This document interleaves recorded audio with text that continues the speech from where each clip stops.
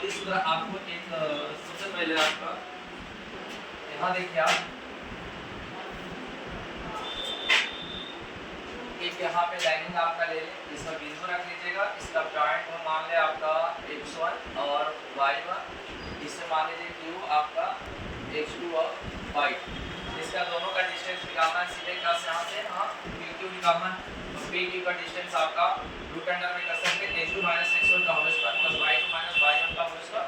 इसके बाद सेकंड में आपका देख सकते हैं हम आपका यहाँ विभाजन सूत्र होगा। तो विभाजन सूत्र में आपका देखिए क्या होता है, दो बिंदुओं को बीच में क्या करना है, इस अनुपात में काटना है, इसमें अंतर विभाजन काटना है, उसमें r के लिए काटना है m1 और m2। तो इसका भी कोई निर्देशांक मानेंगे fp और q का। तो बिंदु r के निर्देशांक अगर होगा इसके लिए हम निकालेंगे r बिंदु के लिए अंतर विभाजन के लिए तो m1 और x2 प्लस m2 और x1 बटे m1 प्लस m2 और m1 y2 plus m2 y1 बटे m1 प्लस m2। इसके बाद हम यहाँ से देख सकते हैं आपका एक आगा मध्य बिंदु। मध्य बिंदु होता क्या है कि दो बिंदुओं के बीच, तो दो बिंदुओं के बीच तो एक बिंदु है P, एक बिंदु है Q, इसका मध्य बिंदु क्या है R है।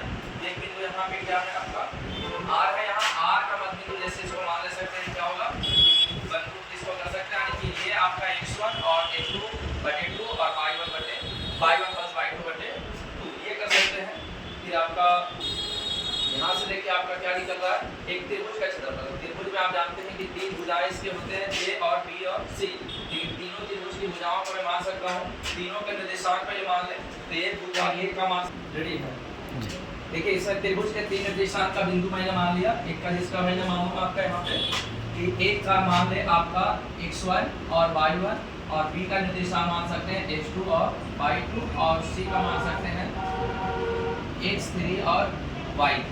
ये तीनों का निकालना हमारा एरिया। तो एरिया निकालने के लिए सबसे पहले देख सकते हैं कि त्रिभुज का क्षेत्रफल 1/2, उसके बाद mod x1 y2 minus y3 plus x2 y3 minus y1 plus x3 y1 minus y2।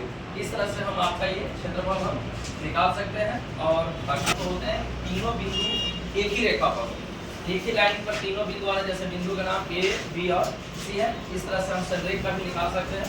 तीनों बिंदुओं A, B, C के संरेख होने की शर्त क्या हो सकता है कि त्रिभुज A, B, C का क्षेत्रफल 0 होना चाहिए।